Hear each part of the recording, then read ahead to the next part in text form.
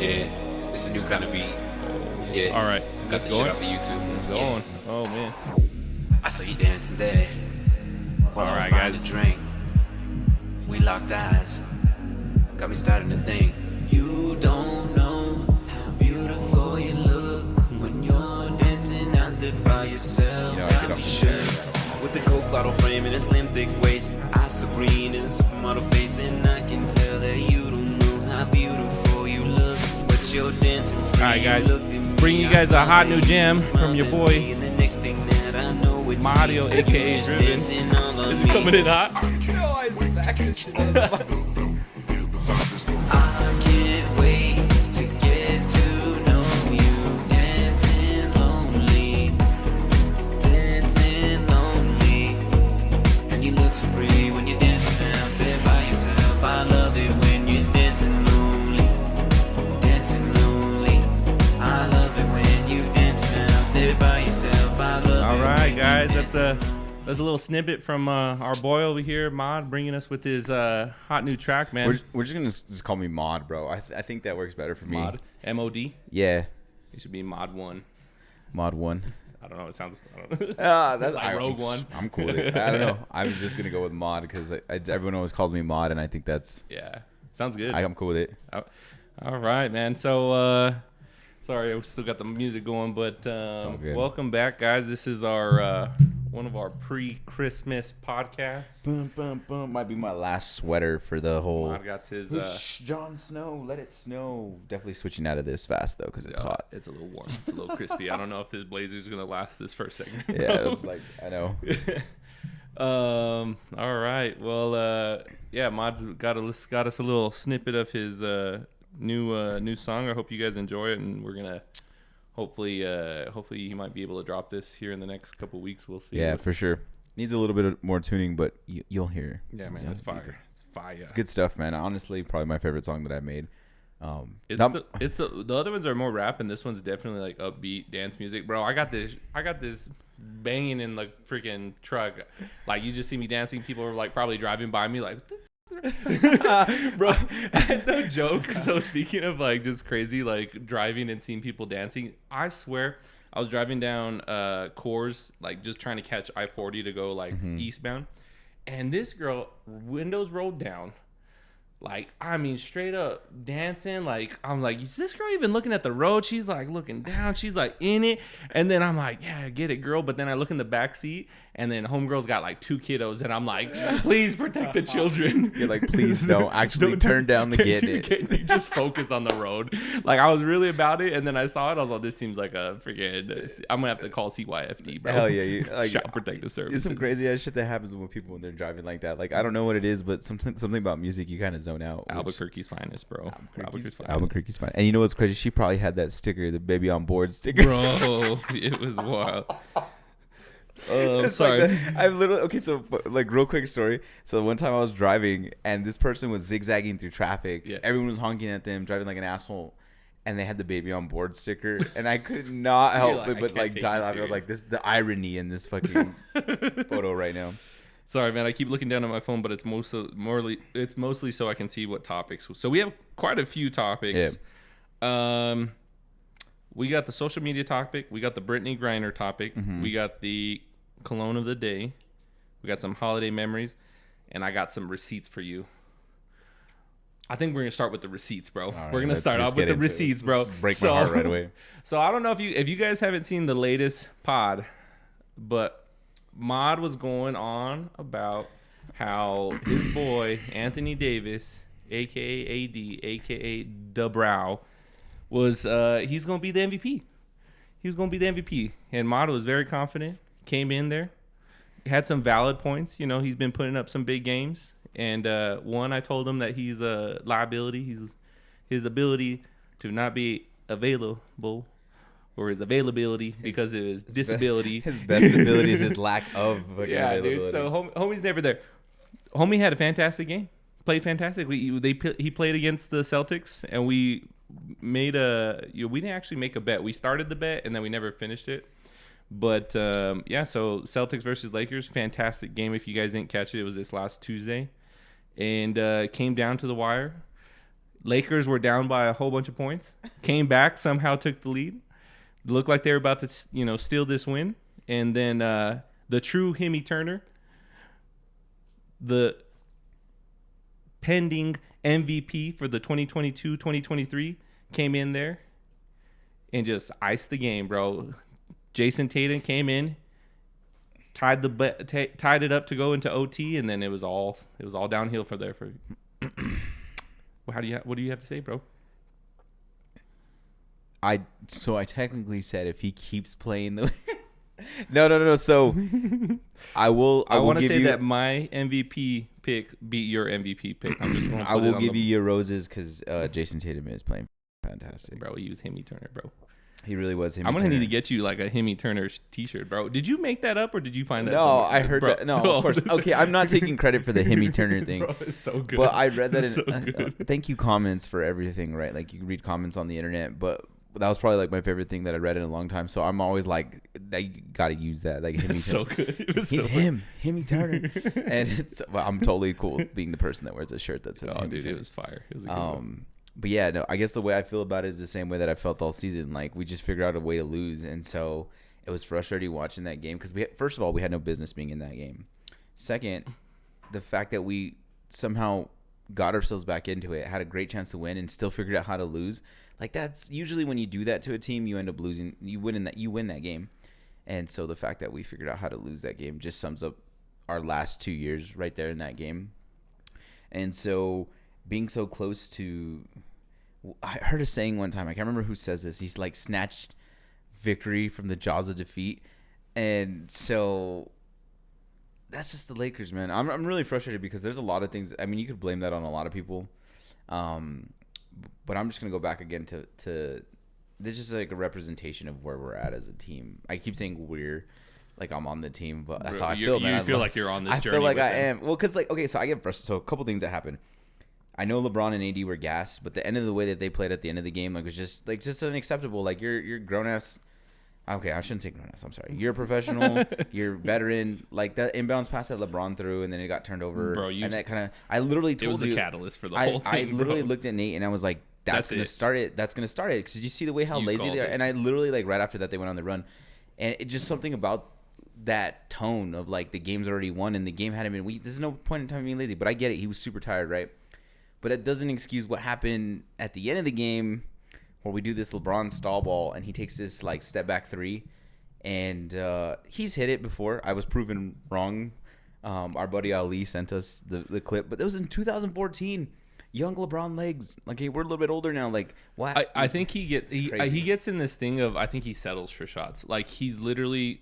Even whenever he was in his prime, like, he would settle for these shots that I'm like, bro, you're literally the most... At the time, was one of the most unstoppable players in terms of getting to the rim and being able to like finish at the basket. But this is something that he kind of has always been kind of the black eye in terms of all of his accolades and stuff that happens, is that he's one, not clutch, which I know the stats and he does show that he's pretty clutch or he's decent, but he doesn't want to shoot free throws at the end of the games. Yeah. And that's literally been like one of his biggest knocks, is that like instead of taking over the game, you have the ball, nobody can stop you. Like he ends up settling for these like step back shots, and I wish I had the statistic of his step back shots to win games or to tie games. Yeah. Like, and therefore I'm gonna say like a 2-year span, like with the Cavs, he was actually pretty decent. Right. But then I haven't seen it since he's come to the Lakers. And that's the thing, is like I'm not even mad that he's shooting, because I can live with his mid range turnaround fadeaway that he likes to take. He hits that more often than not. Right. If it's a tie game, to me, that's a better shot, right? But he settles, like you said, for this step back three from, and I've seen him miss it so many times on the Lakers already, where I'm like, LeBron, like, I would just like for him to take a more, I think a shot fitting for where he's at in his career. And I only say that because like he knows he can hit that mid range, that step back turnaround fadeaway anytime he wants. He hit it in the end towards the end of the game. I even told you, because I was like, dude, that's the shot he should have taken to win the game, or go down to Anthony Davis and give Anthony. I will say that Anthony, dude, he should have had the yeah.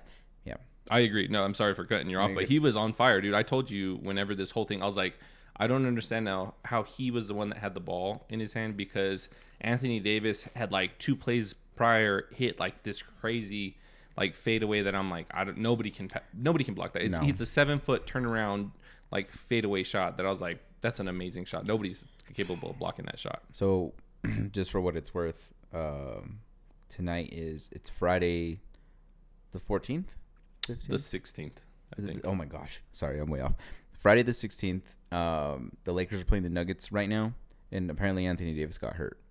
Foot injury. You did call that. You said that earlier. Yeah. So I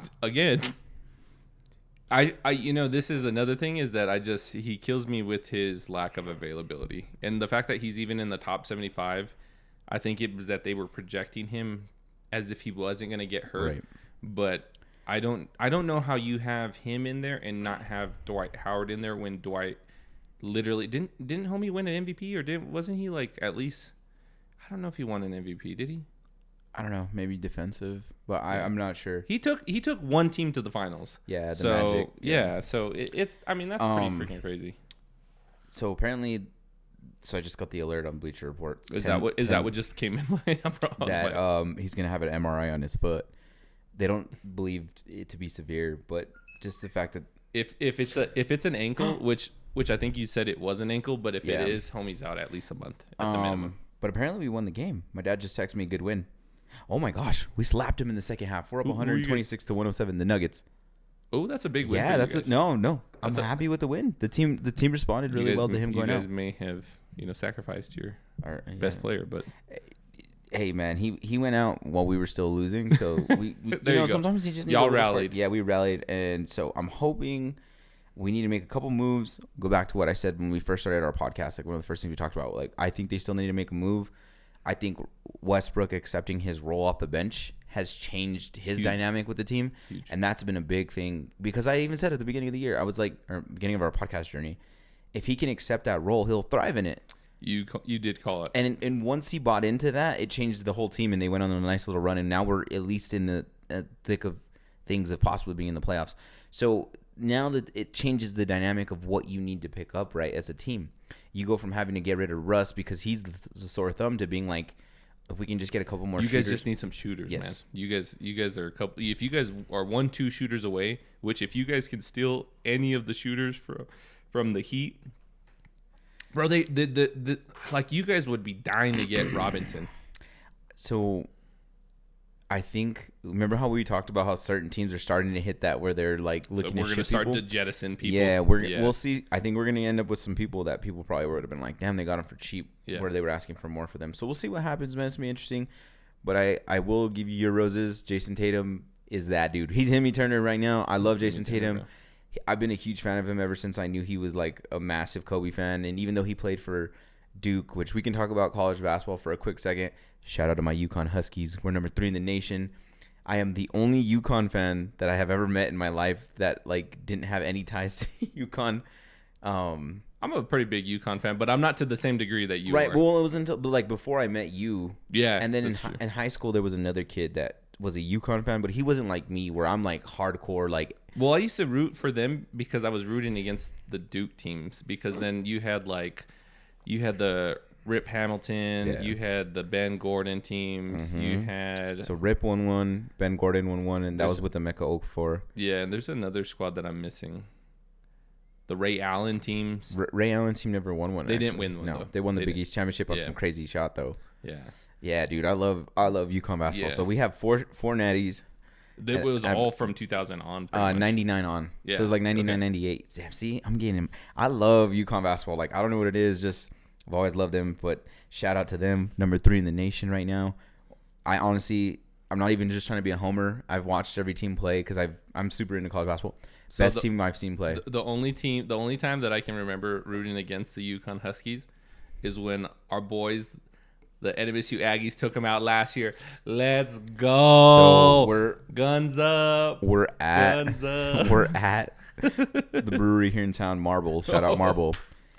And I am sitting there because we're with our buddy Ryan, who's supposed to be on the podcast, by the way. I hope he's feeling better, and hopefully we can get him on here soon. Yeah.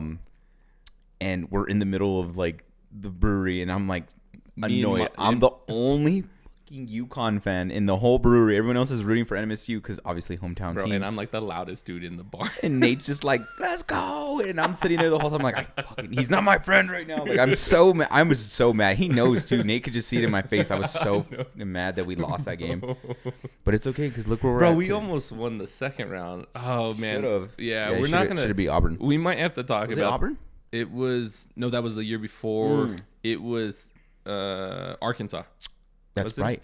Dude, and they almost won that game, and they had multiple chances to win that game. Because Arkansas went on a nice run. Yeah, I don't think my Aggies are going to be in the basketball limelight for any good reasons in the near future. If you guys haven't heard, there was like just some absolute craziness. We don't want to get on the pod, but maybe we'll talk about it when all of it gets resolved and there's more information about the whole situation. But that's a pretty crazy story.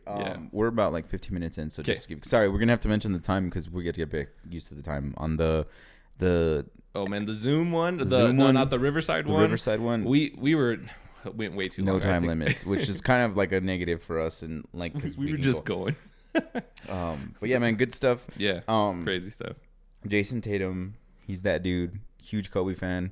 You definitely tell he picks up pieces of Kobe's play and the way he plays, like the way that step back, that turnaround fadeaway that he hit on LeBron. I've seen Kobe hit that same shot on LeBron, and it was just like one of those. It was beautiful, and I'm just so sad because he has like the alternate story to Kobe, where Kobe was supposed to go to Boston, and it went to the Lakers. Yeah, and Jason Tatum thought he was going to go to the Lakers. 100%. And was going to Boston, and I'm like, damn it! And then, thank God they didn't go to the Lakers. Oh man, probably would have shipped him anyway. So it's like, stupid Lakers. It's okay. Okay, so we have. Let's see. We have. Do you want to do being present? Ways to limit social media, which could be one and the same. Yeah, let's do that. Okay. Let's do that. We'll rock that out and then we can start off the next subject with the Cologne for the day. Yeah. Okay, so a few things that we talked about on the last podcast was just in terms of how social media has just affected, I think, relationships specifically, but I think social media has changed the way that we kind of approach life, and I think there's a lot of times where people are trying to portray themselves in a certain light, and they want to like have this particular, I don't know, it's just there was there for a period it was like this one-upsmanship, and then like I think you get to a certain age where you're just like you don't even care, you use it to either like stay in contact with people, but people have their different purposes, right? Some people do it for like business purposes, some people do it to connect with people. We're doing it to kind of do this podcast, which we're just doing for fun, and we're just having a good time. So but one of the things that we kind of talked about is like detoxing off of social media and trying to be more present in our lives. So what do you want to talk about, or how would you like to talk towards that? I'll kind of start by saying this. So I was at my cousin's graduation earlier before he came over here. So shout out to my cousin Veronica. Congratulations. Congrats. Hard work paid off. I knew you could do it. But like, remember I talked about last time, like when you're at a concert and like, I don't ever think about pulling my phone out and recording stuff. And which is probably different than, and that's probably you now, but who knows, like back in, even 100%, a few years ago. I would have been like throwing that all over social media. But I see everyone else and I see everyone doing it, and it's just an interesting thing to watch now, because it's just weird, man. Like a lot of times you see nothing but phones going up and people taking videos, and I get it, right? They want those memories and they want to be in that. But it's different for me, because sometimes I wonder like if how different things would look if there wasn't that like need to post everything, right? Like it's crazy. And then so I'll add to that real quick.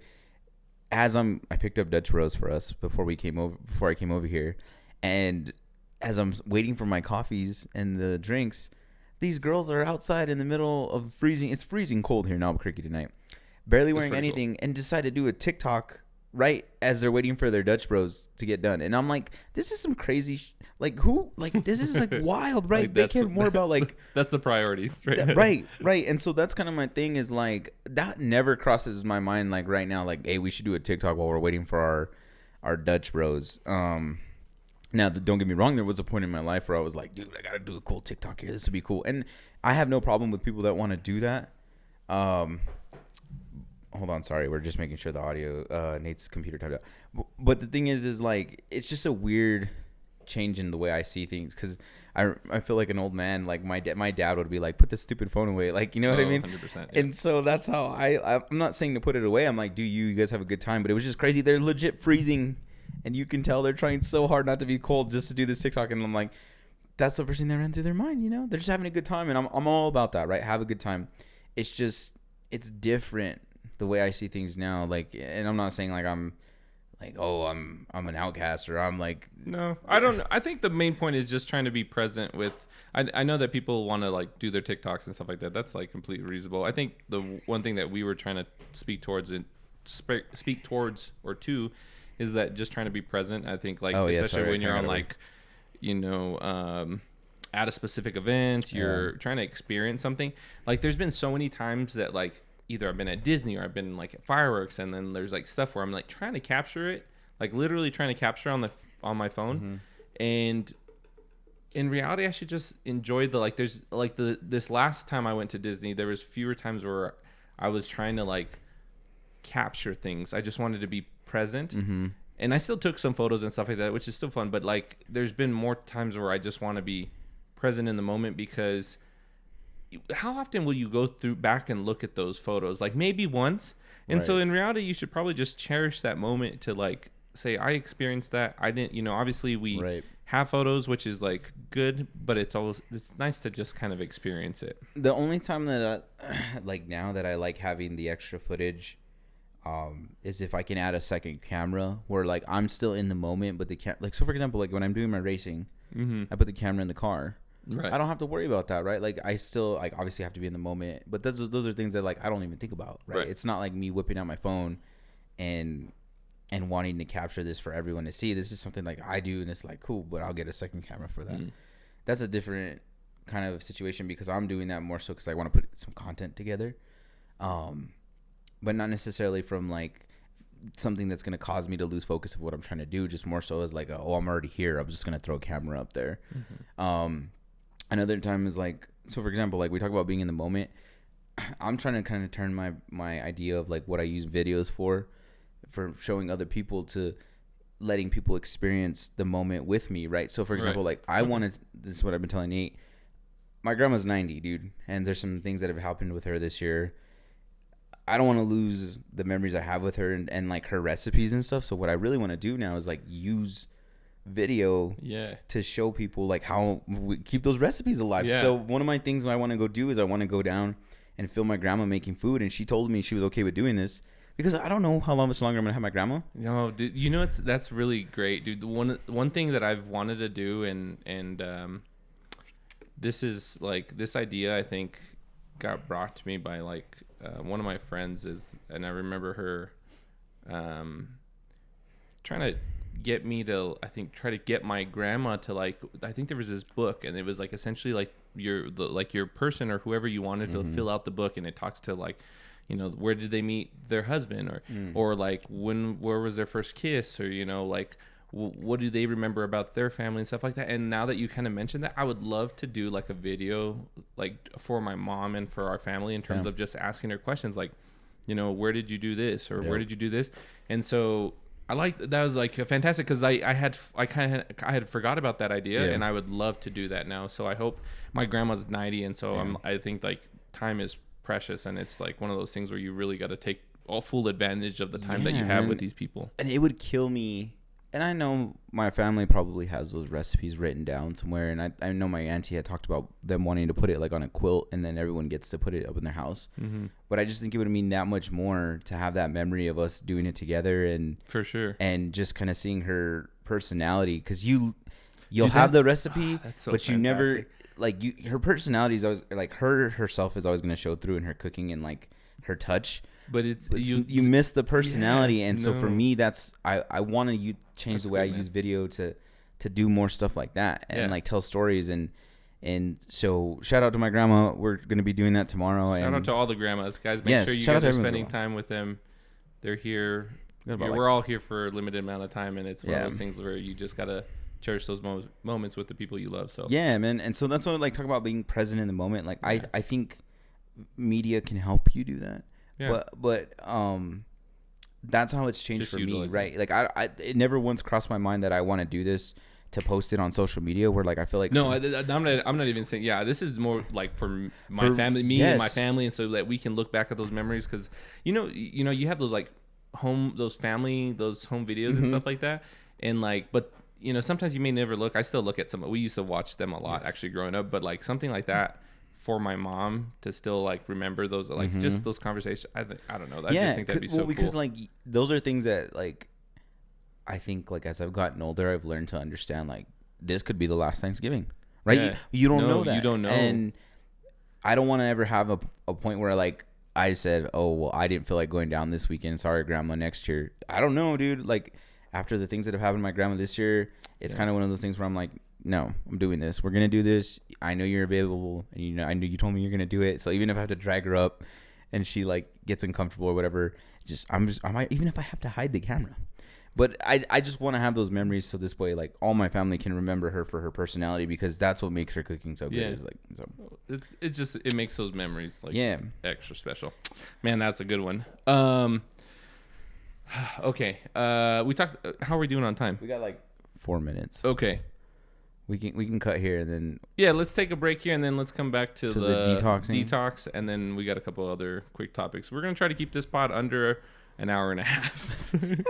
All right, guys, see you in a bit. Thanks. Okay, you ready? Yeah, let's go. All right, guys, welcome back. Coming back to you for our second segment.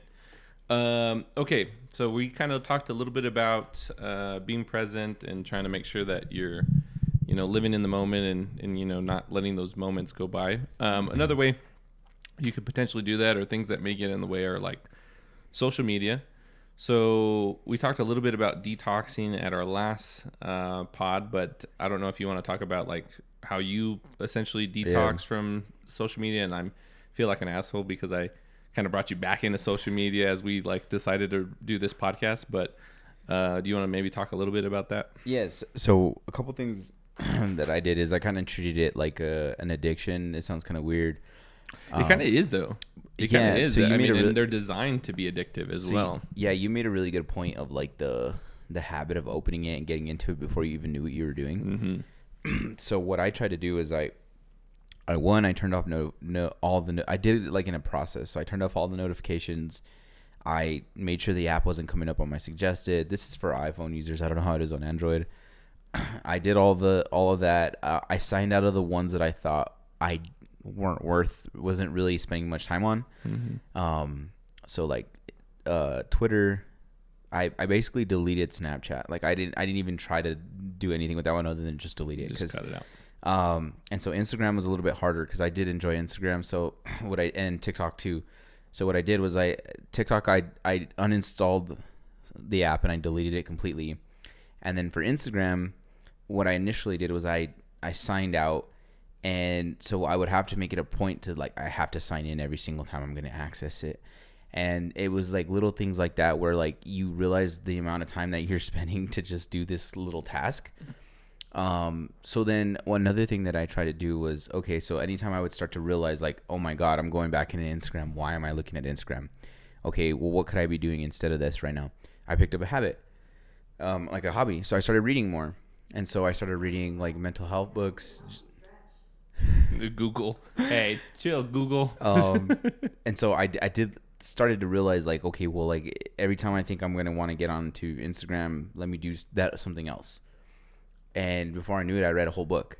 And I was like, damn, that's how many times I wanted to get on it, Right. Obviously, I read more in between in certain times. But the fact that, like, the amount of times that I was thinking about getting on Instagram or, like, was going through that process, that it caused me to, like, almost read a whole complete book was like, okay, this is kind of like, this is the thing. And then, like I told you, like, when people would start telling me, like, hey, what have you been up to? I haven't seen you on social media. Like, that was kind of when I was like, okay, I can do this.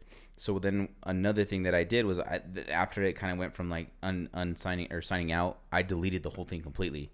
I started with deactivating my account, and you can just like deactivate it to where like if you sign back in, it'll reactivate it. Mm-hmm. So I did that because I was like, well, I never know if I'm going to need the account, and thankfully I didn't delete it completely. But yeah, just little things like that. And then I think the biggest thing for me too was like, when I picked up the other habit of like reading, that helped me to understand like just how much of a problem it was, right? Because like you said, dude, like you will subconsciously open it and get into it before you even know what you're doing. It's just like a habit. So the reading has become something that has stuck with me. Like I talk to Nate all the time about like how much like I read a lot of mental health books. Like, so I'm reading The Art of War right now, which I've always read things about it on the internet, and it's a super simple book, but it's really good. And just little things like that, man. So like now, that's what occupies my little free time, right? That and obviously YouTube. I'm not gonna lie, like YouTube is the one but I will never get rid of YouTube because I just enjoy it. And now that they have shorts, it's kind of become like a bad habit. Oh, I gotta stay. Go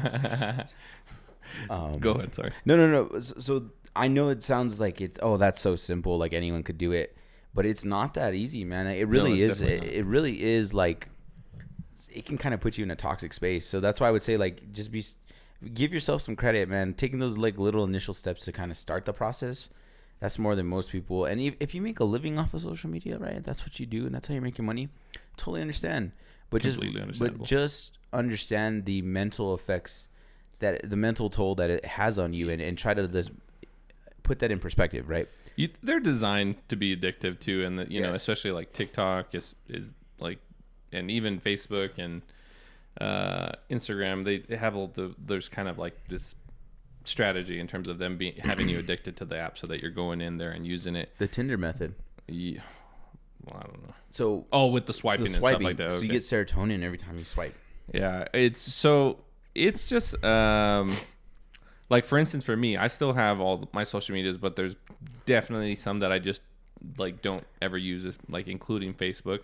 So that's one that I probably should just deactivate at this point. The only reason why I still have that one is I have like family on there, and I feel like I don't want my family to think I'm like I like disconnected them, and maybe I just need to post like, hey, I'm going to get rid of this, but if you want to. So that's the one thing. So that's why I've kind of kept it, because I've had family from like all over, and that's usually their form of communication is that they reach out through Facebook. So that's what I've kind of kept that one, but because none of my like younger friends use it, and so it's not really like nobody's really on there, so that's okay. So that one and essentially my way of like detoxing and my way of trying to get healthier with social media has been like trying to limit that thing that's going to prompt me to open it. So trying to like you said is get rid of like notifications. So that's one thing that like, unless I'm like actively thinking it, so then I have to actively think about, I need to get in it. And then I removed it from the home screen. And then I even removed it so that like at this point I have to go looking for it. So if I really am going to go use it, like I got to go actually try to go use it. And so that's one thing that's kind of helped me from like opening it mindlessly through the day to just like opening it. I'm like, what am I even looking for? Like, I'm not looking for anything. It's just like a habit, and it was like automatically doing it. And so pretty much all my social media at this point is like, I got to think, let me look into this thing. So that's kind of helped. I would like to still get to the point where I'm pretty much not using it. Like I want to eliminate it if I can, but this podcast has kind of made it a little bit difficult just because it's like, you just kind of want to put it out there since we're doing it, and it's mostly just so that we can kind of get some traction. But so like Facebook, to your point, like so the social media that I don't spend any time on and that I'm never on, and so I have a Facebook, like you said. The only reason I even have my Facebook still is because my What's Good, my video page is on there. Okay. And if I delete my page, that page goes away, and I have some really good traction on that. So if I ever decide to get back that, which I really want to start doing those again, so shout out to What's Good, that might be coming back here soon. You tell them about that. Okay, so sorry, before we get off the topic, can you explain? Sorry, I'm over here like ferociously like scratching my eye, but tell the audience, I guess, in terms of what's the What's Good like, so pod, or What's Good is a channel I created because I wanted to give a voice to restaurants here in New Mexico with like a non-typical New Mexico approach. I know that sounds kind of stupid, but I just kind of wanted things to be more so like just a general talking point of like, I think it's just like an authentic, like everyday guy from New Mexico, and like just spots that you enjoy. Right. And I really love New Mexico. Like I like our culture and everything. I just sometimes I always felt like some things were too New Mexico, right? Like, and you know what I'm talking about if you're from here. No, but like, go ahead. But you get what I'm saying? Like, where it's like blown up about how it's just so I just wanted it to just feel natural and give an honest opinion and not be like, eat local. I didn't care whether it was local. I just wanted to put good places on the spot, and everything I did was local. And it wasn't like I would have done something that was a chain that came in if they had reached out to me. But I just wanted to highlight good places that I knew weren't getting a lot of recognition. Mm-hmm. And it started getting some traction. It actually did really well. So I turned that in from like What's Good, where I was just generally talking about food, to What's Good Adventures, where I was talking about. I would love to bring that to like the farmers market in terms of having like segments, or at least like doing like an adventure portion, or just having like, we could do tech stuff and, you know, so obviously like experiences that you can have. So whether that be like restaurants, foods, or like, you know, going to, you know, certain trails, hikes, or like just balloon fiesta like we talked about on the first pod. Or was it first or second pod? Second one. Yeah. But my goal, and this is still a goal of mine, I just think it's taking a little bit of a step back because of COVID. My goal is to one day have a What's Good seal of approval. And that'd be dope. All the businesses I visit, like that I've given my thumbs up to, they have a sticker and it means something. It's not just a sticker that you slap on there like Best in City, or like, because don't get me wrong, like I like the Best in City idea, but I've seen the other end of that and I know how it works. You can rig it to where you win, and some businesses will do that, and there's no, I mean, that's part of the game, right? But I would love my sticker to have some weight behind it and be like, this is like, you gotta definitely like establish a level of credibility, right? And I want it to apply to not just food, but like everything in general. So like one of the coolest things I ever did was the glider plane ride in Moriarty. Oh yeah. I super underrated, and it's super affordable. It's a fun trip to do. I just don't think a lot of people really know about it. Mm-hmm. And so that was cool to get them a little bit of recognition, and just to see them like enjoy the fact that people enjoyed that. Like it was cool. So cool, man. Yeah, but anyway, we'll come back to that one of these days, and maybe we can loop something in, and we can do like a What's Good on, or pod on site, and then we could do a What's Good and spin off of it or something. That would be super cool. Yeah. Cool. Yeah. So anyways, basically we were just trying to make sure that, I don't know, just bring some type of awareness in terms of like social media and its ability to, how would I say this? Affect our everyday lives. Like just making sure that we're, just make sure that you're trying to be as healthy as possible with social media. And I'm just, and do whatever you make is happy, whatever works for you, whatever you're happy with, that's fine. Obviously there's just some, they're just, they just talk about like depression and anxiety and all these things that are like associated, that are like end up being stemmed from social media. Mm-hmm. And it's just one of those things where just, hey, if, it's maybe you just need to take some stock in terms of identify or evaluate, how healthy your relationship is with social media.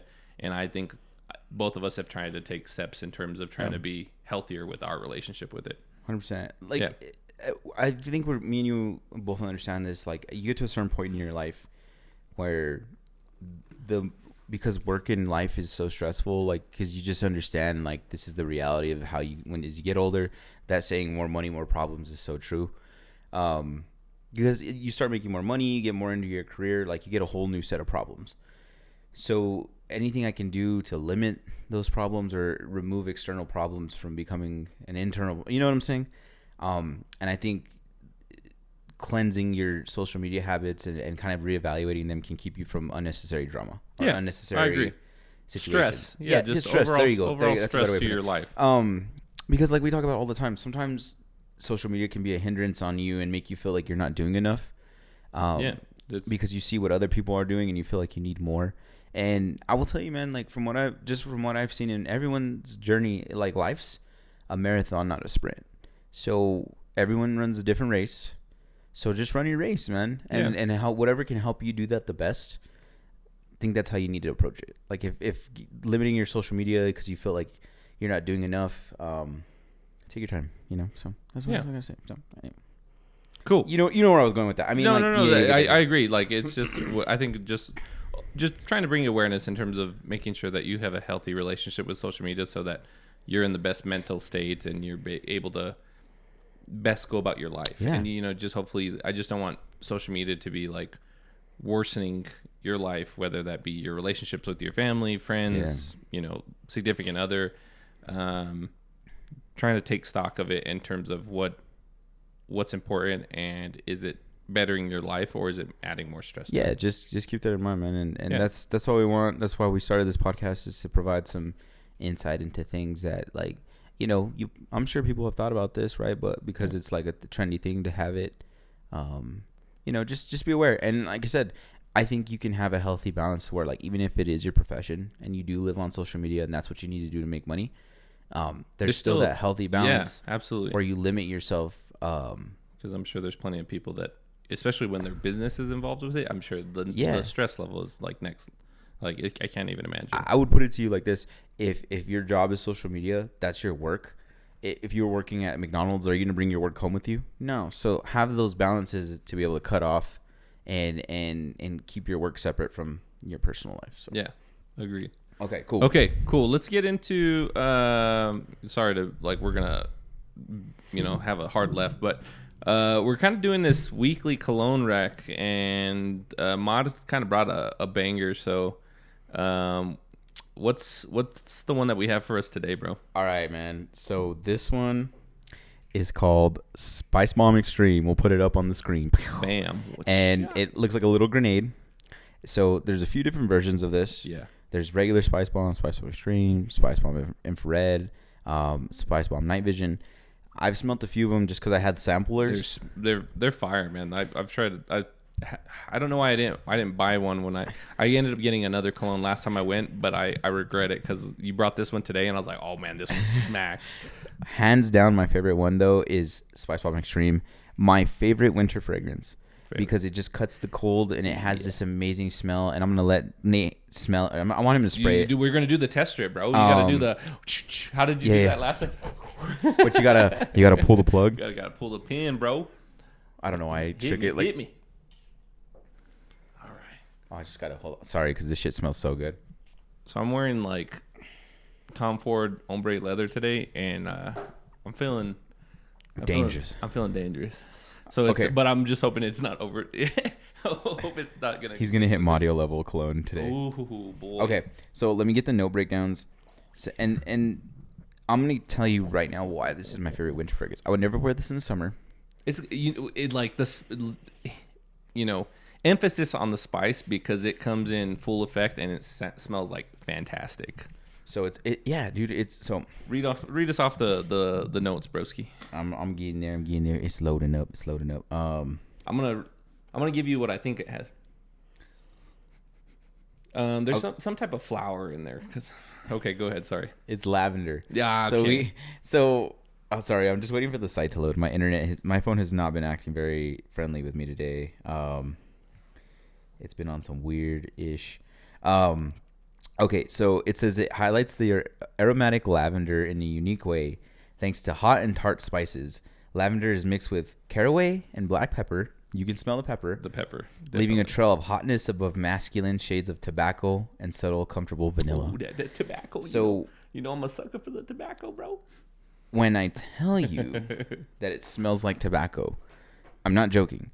But no, it smells good. It's like a peppery vanilla tobacco, and okay. So that description is perfect because that is literally that's like the first. Those are the first. Tobacco, pepper, and vanilla are the first things that came to my mind whenever I smelled it. And then I was like, I can smell that other flower, and you said it's lavender, so that makes sense. The lavender gives it like a very subtle sweetness, and it softens that. Bro, it is fat. It is fuego. That's and so, fire, bro. Like if we had to rank like winter. I have some that are pretty close to this, that I would say like girls maybe find a little bit sexier. But in terms, like I've gotten compliments on this one, smells so good, where they're just like, you smell. I don't know how to explain it. Like you smell festive, I guess is what. That smells so good, dude. It's like a mature festive, but yeah, really good. Here, take a look at it, Nate. Pull the pin. Yo, boy. Pull the pin. Dude, I'm gonna have to cop me one of these. Okay. I feel like these cologne segments are gonna get me in trouble, bro. I'm gonna end up having like 20 bottles in there as if I already don't have an unruly amount. I think that colognes are becoming my like little subtle, like almost like my Pokemon cards. Yeah, man. No, that smells so good. But I feel like that's as we get older, that just kind of changes, right? Because I still work on cars and stuff. I still have all my cards. I just don't collect them anymore, right? So you're talking about your Pokemon cards? You're right, but this has become like my new Pokemon card. Is like cologne. So good, dude. So would you rather have that one or the Dolce & Gabbana one? Okay. Do you have it with you? No, I don't. Sorry. Okay. Speaking of the Dolce and Gabbana and going for buying colognes, so we went. We got 10 minutes, yeah, so we can riff on this. So we went to our local Dillard's, and Mod. We're gonna run back the tape. It's gonna be black and white, and Mod specifically said, he's like, sometimes the people there don't really know what they're talking about. And I was like, they know this and that, and they know, and they know EDT over EDP, and like I was right in terms of they know that difference, but they don't understand that there's like subtleties in terms of an EDT versus an EDP versus a parfum, even within the same cologne. And like we went, sure enough, talked to some lady that didn't want to help us. We were there. I feel like we were quite enthusiastic, and maybe she just didn't expect us to really know what we were talking about. But it was a little. She wasn't the best customer. It wasn't the best customer service I've gotten at Dillard's. I will tell you that for sure. It was very off-putting because I didn't really need her to know what she was talking about. I just needed her to give us the samples, and it was like pulling teeth for her to even just give right. us the samples. So that was not samples, but just the spray. Rare. and I feel so bad because we were definitely those people that like. And if you're very techie or anything, you understand this. Like when you go into Best Buy and you know more than the rep that's helping 100%. You. That's me every single time I go into Best Buy. that was us at at Dillard's because we knew what we were looking for. We just needed her to spray it because they've removed them from being on top of the counter. So we were just like, hey, can you spray this for us? We just want to get because sometimes you just want to smell it to make sure this is. Well, there's a couple of them I hadn't smelled before, and we were going in for specific ones. And like it was like pulling, I don't know what I was like. Can we just get anybody else to help? So what was really crazy. It was like I kept telling Nate, I was like, this is what I'm talking about. And no, this is 100%. It was like on, like, and I was vouching for them, and I've had fantastic customer service previous, like other times, but like, this was like a prime example of you go. And they just didn't know what they were talking about. I give them the benefit of the doubt because maybe they're just working seasonal, right? Maybe, and that definitely could be the case right now because we're going during the holidays. Like that's very true. It was just funny though because it was kind of frustrating because I would legit explain something to her like, hey, I would like to smell this one, like specifics, like I would like to smell this one, and this, and oh, by the way, Mario's telling me like. Details about older colognes, and like he's detailing like, oh well, there was actually this one, and then they changed the formulation, and so he's going through it, and then 10 minutes later she's like, oh, by the way, do you remember this one? I was like, well, yeah, he talked about it like forever ago, like he was specifically talking to you. And she made a comment about saying that Profondo from Acqua di Gio is being discontinued, which I know is not the case. I think what's happening is they're trying to figure out how to reformulate it so they can keep the same price. So it's a little bit harder to find right now, right? But she was over here saying, oh, it's getting discontinued and because they're not selling it right now for the holidays. But I think it's not that it's getting discontinued. I think it's just anyway. I also, for the love of God, could not get this lady to spray the right Dolce and Gabbana because I was so like, funny. So. And so one thing that I would like to highlight, obviously I feel like I'm throwing this poor lady under the bus, but the one thing I was going to highlight is like definitely check the perfume discounter spots because the Dolce & Gabbana that we were looking at that Mario had showed us, and we have like at one of our last spots, it was like $80 at one of those spots. And then the one at Dillard's was $130 essentially. $130, yeah. And maybe $140 after taxes or whatever. But so just be careful if you guys are buying them. Hey, if you can't get them on the discounters, then you might have to go get them at Dillard's. But a lot of times you're going to be able to find them on. Yeah. So trusted discounters that I've used before. So really good one is fragrancebuy.ca. It's a Canadian website, but they ship to the U.S. relatively quick. And you'll get them super cheap there. And they get a lot of overstock in Canada. And so another one is Fragrance Net. Another one, and I've also used Joman Shop. Joman Shop is a super cool website if you can check it out. But anyway, basically the way it works is like all these places have this overstock of cologne. They need to get rid of it, so they sell it to discounting websites for a certain price, and then they offer it to you at a discount. And it's the exact same juice as long I just have a hard time trusting eBay because I just that's another that I would definitely tread lightly. I would still, if you can find reviews on those spots, make sure that they're trusted. But it was really funny, man, because like I'm like literally telling Nate, I'm like, hey man, like I'm telling you the EDP of this version of, I don't remember what it was. I was like, this is the one that I had. Oh, we were talking about YSLY.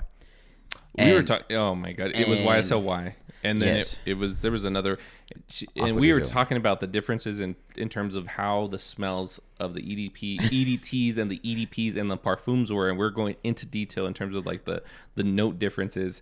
And she's essentially just saying like they're just one lasts longer than the other. I'm like, well, that's not true. And then she goes, the only difference is this one's an EDT, this one's an EDP, and this one's a parfum. And I'm just like looking at Nate, and I'm like, well, they have there's different note breakdowns, and like there's reasons why like they're called flankers for a reason. So anyway, poor lady, bless her heart. It was just really funny because Nate looked at me and he was like, we're talking about this. This is, you were so right. And I was like, we're definitely. It has caused me to miss out on so many colognes. When I was younger, when I first started getting into colognes, because when I would go in for certain I know for a fact that's why I didn't smell that right Dolce & Gabbana the first time, because they did the same thing to me. Yeah, they showed me the EDT, and the EDP has completely different. Like it just has a significantly spicier, tobacco-y. Yes. Like it has a much more mature smell to it. It's not that light, that more summer smell. Yeah, the EDT is very, and it kind of smells a little bit alcohol-y. Yes. Like I'm talking like rubbing alcohol-y. Yeah. It's very light. Where the EDP is very heavy. So, but anyway, good stuff. I'll bring out some bangers on the next one of like my favorites. Yeah. Well, I can't wait until we get into summer colognes and spring colognes, because like it's just a whole different vibe. Like you get like that tropical vibe. Sorry, I'm like looking at that. I'm like, I don't know if I'm. There's no good way to smell my wrist. I will say though, like I enjoy the winter fragrances because like even though they're heavy and stuff, they last forever because you can only wear them. They're my favorite. I like the spicier smells. Oh so. Man, it's just something about like I can smell you, right? Dude, this one smacks. It's good. So good stuff, and it's really, I can tell it's doing really well on your. This sounds so. It's doing really well on your skin because I get sense trails of it. Dude, I knew I should have picked this someone up last time. I ended up going with the Jimmy Choo, which we might have to bring on the pod. That's like a very light one. That's a very summery one, so we might have to save that one for another later. What did you pick up for your dad, by the way? Oh, I picked up. It was the EDP. Oh yeah, that one smelled.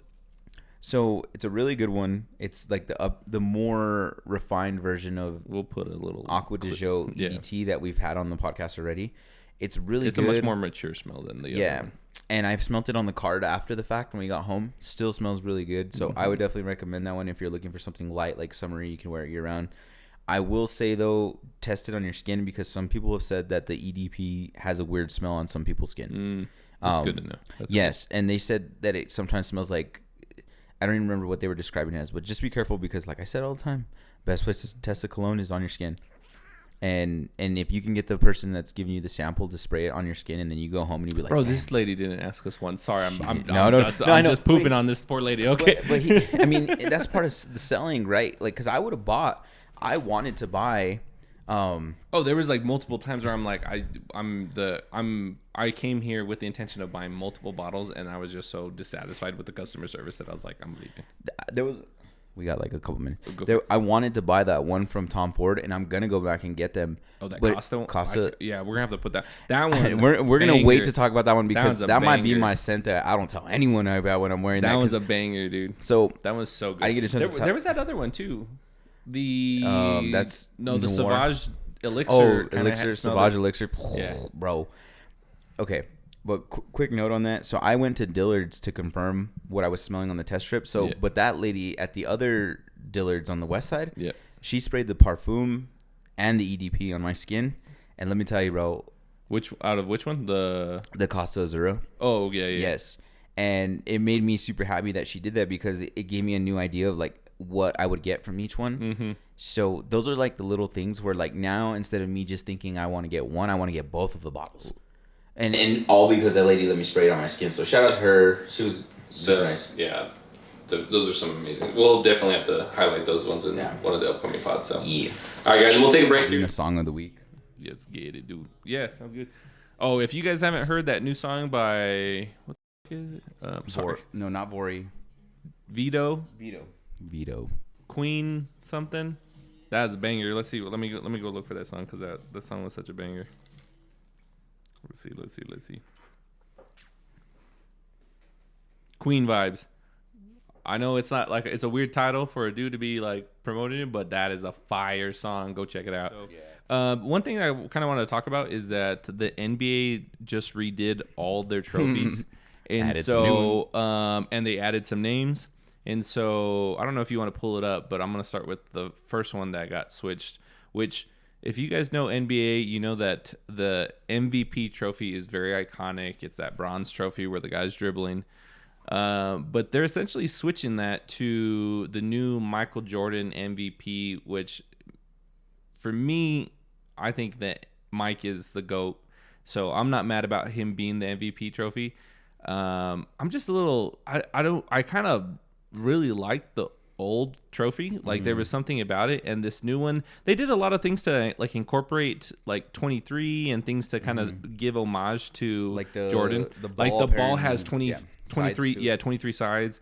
And so it's interesting. I don't really quite like the shape or the design that they chose for it. Like in terms of the motion that they're doing, it just looks like they're going up for a jump ball. Yeah. Like but you know why they couldn't do. They can't do the jump, man. Yes. But you know, it's just I don't know how I feel about the shape of it. I feel like they could have done. I feel like they should have had him doing the shot that he did for the fadeaway shot, or the shot that he hit against flu game. No, the 1998 championship where he hits that shot over the one where he hits it over the Jazz. Russell.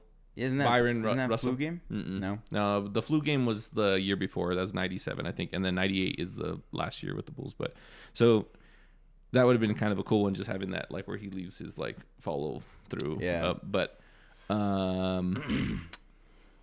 yeah, so they have a couple of, so they redid that one, and then the other ones used to all look like people. Like the defensive player was like in a defensive player like stance, and now they all switched them to like these very like generic things. They named them. So I think the rookie of the year is the Wilt Chamberlain, which very interesting one that they chose that one. They also did, I think the defensive player of the year is which one's the defensive player? I'm looking at it. So sorry, I'm trying to find it right now. So Wilt Chamberlain is definitely rookie of the year. Yeah. Defensive player of the year is the Hakeem Olajuwon. Which I didn't even realize Hakeem was like that type of dude. Like I didn't realize that he was to that degree, but I do remember Shaq mentioning that he was a problem. And then I think George Mikan is the most improved, which he's a way throwback player, like way back in the day. So you're right. So that's another one. And then sixth player of the year, I think, is Havlicek. And which one am I missing? The Jerry West one. Which one's the Jerry West one? Jerry West is the NBA clutch player of the year. Oh yeah, that was kind of a cool one. That's a new one. So that's okay. The other ones, I'm not thrilled about the designs because I think they lost something when now they're going to like this very standard design, which hopefully we'll put some type of image up. But the that I like that they did add that trophy. What do you think? So I have a crazy theory. Do you think that they named the MVP the Michael Jordan award because they don't think LeBron's gonna win another one? No, it's just he's just, they may rename it. Is that what they said? No, it's just that all those players have been there because that was one thing that somebody else was saying. I was like, you can't name it after a player that's actively playing. No, but like that's why I think that they can't do it. I agree, but like, do you think if they thought LeBron could win another one, they would have still named it the Michael Jordan Award? I'm surprised that they didn't name it the Kareem Award, and that they didn't name the clutch player the Michael Jordan. The reason why it's because if you look, I think Kareem has more MVPs than Mike does. But the only reason why that I think they didn't name the MVP after Kareem is that he has like the social justice award. So that's why I think they didn't name it after him. So I don't think that. I'm just always a fan of thinking there's got to be a deeper reason why they didn't do it. And the only reason I'm saying that is because Jerry West has the logo. So why would they give him an award plus already him having the logo? Oh, and we talked about this on the. So me and Mario were talking about the logo because I keep right. wondering if Kareem has it 6 times. Yeah, see, and then Mike only has it 5. So I'm like, how are you not gonna name it after the dude that has the most MVPs? Like that was mind blowing to me. So, okay. That's what I'm saying. Like, I think, I just personally think because they think LeBron can't win another annual MVP award, that it only makes sense now to give it to Michael. I really don't like. In honest to goodness, I don't think that he's gonna win another one. Does he have 5 too? Or does he have 4? I think he has 4. I will see. We gotta move the Google over here so I can just yell at it. I know. Okay, Google. How many MVPs does LeBron have? 4. He has 4. Yeah, boy. Yeah, she was clutch. She was clutch on that. But only reason I'm saying that is because I can't imagine them. I cannot imagine LeBron taking that trophy and being like, "This is." It doesn't mean the same anymore now that it has Michael's name on it. Not that I think they have any beef, because I don't think LeBron's ever compared himself to Michael. I think he's always looked at himself more as a Magic. In terms of their game is different, but I will say that he still says that he's chasing the ghost in Chicago. So I will say that I think he has been chasing him for both the amount of championships and the amount of MVPs. I thought he was going to get it a couple years ago, because I really thought that he abandoned all hope of getting another championship. And then I'm going after an MVP. Yeah, I think that might have even been before they got Anthony Davis, and then they got that other championship. But I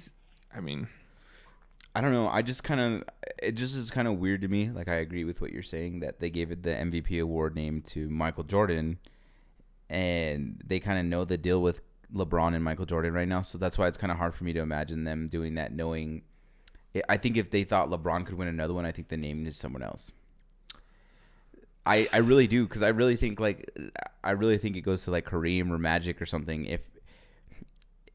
Magic has the Western Conference player, and Larry has the Eastern Conference player. Right, of the finals though. Of the finals, right, yeah. Or of the Western Conference finals. Yes. Yeah. So again, that's what I'm saying. Like, these are awards that they could see LeBron winning, but the one award that LeBron probably can't win anymore, and I'm not saying that he doesn't have it in him. I don't know if they would give it to him. MVP. Like, MVP is the one award that I look at and I'm like, I don't know if LeBron could win another one. Yeah. And it's actually funny because I think Mike and LeBron are short MVPs. Like, they're missing MVPs. Because literally, I think LeBron's missing like 2 for sure. And I think Mike is missing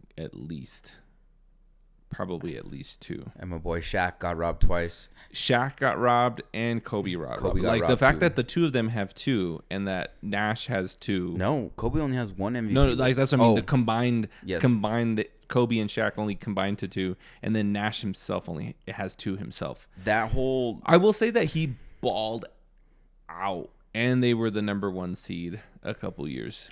The year Kobe got in trouble. Well, that set him back a while. That set him back a lot. Like, it ruined his image. Like, he was battling until 2010 or whenever they did that 2008, whenever they did that Olympics, and then like his image and the way that people perceived him changed.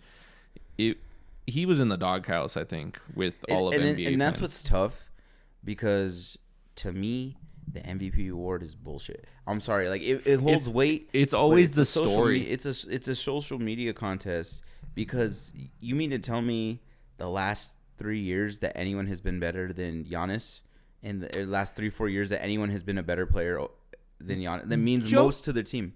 Joker plays. I will tell you that Joker is balling, like, statistically, and if you watch those games, homeboy is carrying the team. So, but the problem is that Giannis, I think, is getting slept on. Giannis had those 2 back-to-back, and then I feel like they felt like they couldn't give it to him a third time because he had done so poorly in the playoffs. And then that year that he doesn't get it, he wins the championship that year. But that's my thing. Like, I don't think the Joker can get it. Out of all the players, no, because he won't, because that's how they are. Like, they won't give someone 3 years in a row. It's like stupid. So you mean to tell me, though, like, all the players in the NBA, Giannis isn't the most valuable player right now? He hands down, like, him and Jason Tatum again, like, right now. And I think we're sleeping on Giannis. And last year, I actually had Giannis winning it. I thought Giannis should have won it. No. And but that's my point. Like, that's the same argument they used to make for LeBron. Like, is there anyone that you can say that so the year that Curry won it unanimously, like, don't get me wrong, I feel like he was definitely MVP worthy, but without LeBron, those Cavs go nowhere. So to me, that year LeBron was more valuable. Like, now I love what Curry did, and I think he deserved the MVP trophy, but I can't sit here and say that he was more valuable than LeBron to his team. Okay, I'm gonna fight you back on that one because I think that Curry was hands down the best player. He was universal. Like, he was guaranteed bucket. They had to pull him out of games, and they were blowing him out so crazy by the third quarter. He wouldn't even play the fourth quarters. Right. He was next level for a solid 2-year span. That year that he won unanimous, I have no problem with it because that's the year that they literally went 73-9. Yes. Yeah. Mm-hmm. So the math checks. he went kamikaze, bro. No, and I don't disagree with you, but to me the MVP award has always meant if you take them off the team, what's the team after? But those teams still weren't those the teams that had Love and Kyrie? When has Kevin Love and Kyrie done anything without LeBron? I know, but they were both potentially, like, Love was in the MVP race prior to joining, and this goes back to the LeBron will stunt the growth and his teammates' abilities. I know, but I'm just saying the only one that is drug them to the finals without Kevin Love and without. But that's what we say. But he's also his own. Like, it's always his narrative, and like I have a problem with him saying that he dragged them there because that collection of team was put together by him to suit him to the best of his ability, right? Because they were shooters, and it was like space, and he needed the ball, and he's the black hole for the ball, and so I don't think yes, he did drag them there, but the team wasn't like if you swap him and you put in Kawhi in that spot, or you put KD in that spot, that should be a pretty good team. Yeah.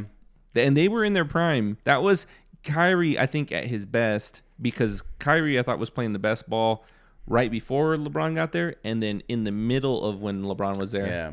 And then Kevin Love was coming off of potentially MVP level years and was still coming in, but playing with LeBron will put everybody. Then everybody's supposedly a scrub, but these guys were arguably like top 10 players there for a while. That's why I don't like the LeBron narrative, because he seems to like always kill his teammates' popularity. That's fair. I guess it's just like I just think I'm telling you right now, dude. Like the difference in team if you take Curry off versus taking LeBron off that year. Like I said, I have no problem with Curry winning unanimously. Like I think he deserved it. I just think if LeBron at that point was more valuable to his team than Curry was. And so to me, that's how I was like the same thing for Jordan and the Bulls. Like he left and he proved his MVP. Like he left and did they do anything? Like okay, but I'm gonna tell you the exact so let's take both LeBron and Curry off those two teams, the Warriors team and the Cavs team. The Cavs team's better because you only have Klay Thompson and you only have Draymond, and you have seen that they cannot hold it down when it's just the two of them.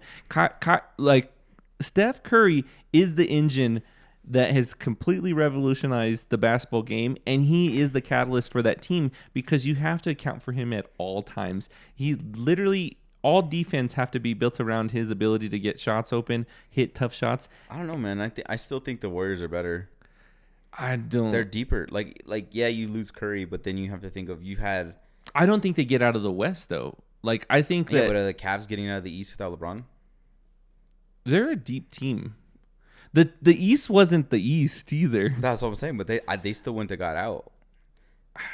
Man, I don't think. I don't even think that. I think that the Cavs make the playoffs. I don't even think the Warriors make the playoffs, unless Klay takes his level to universal levels. But he has it in him. He had it in him. Now I don't know. I don't know for now. The best for Klay. Like I really. And he's my boy.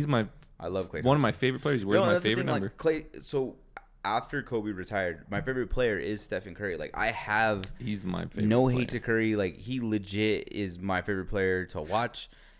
I'm just saying, in terms of like what I think the MVP means.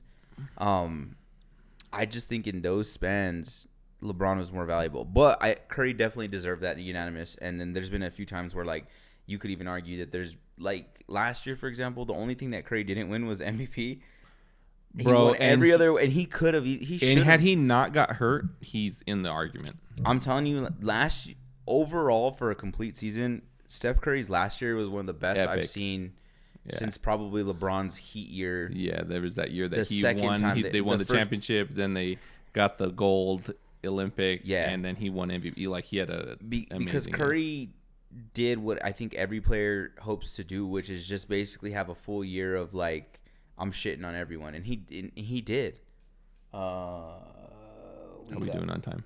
We got like 3 minutes left, so if you want to wrap, we could just wrap it up. Sorry, I didn't mean to like hug the whole segment, but no, we're good. Dude, that's like we'll have to get back into this. It's definitely. But, like, I think LeBron is missing a few. I think Kobe is missing a few. My boy. I think Shaq is missing a few. Shaq's missing like 2. Shaq is missing 2 at least. At least from 2001 to 2003, no person was more dominant. Like he's one of the most dominant. Before our next pod, I need you to watch one of the most dominant the documentary that on he has. HBO. I'm pretty deep into it. I know his whole story, but I know, but it's even better now that you watch the documentary. So like, give it a watch. But then we can talk about that in the next because it's been super good. Like I loved it. He's dude. He's arguably the most dominant player. Like if you take a 3-year span, one of the most dominant players. Yeah. All right, guys. Well, cool. Thanks for tuning in. Hopefully you guys enjoyed the pod. Again, if you guys have like topics or things that you guys want us to cover, please send them to us in social media on the Instagram. Please subscribe to our Instagram, TikTok, or YouTube channel. But yeah, thanks for tuning along. Yeah, thanks guys. We will talk to you soon, and thanks for watching. Yeah. Catch you guys later. Peace. And you swear me, yeah. I can't wait to get you on the floor. Feel the vibe, let's go. I can tell that money's got you working. We've been talking for so long, but we're finally here in person. Now taste pain and regret in your sweat.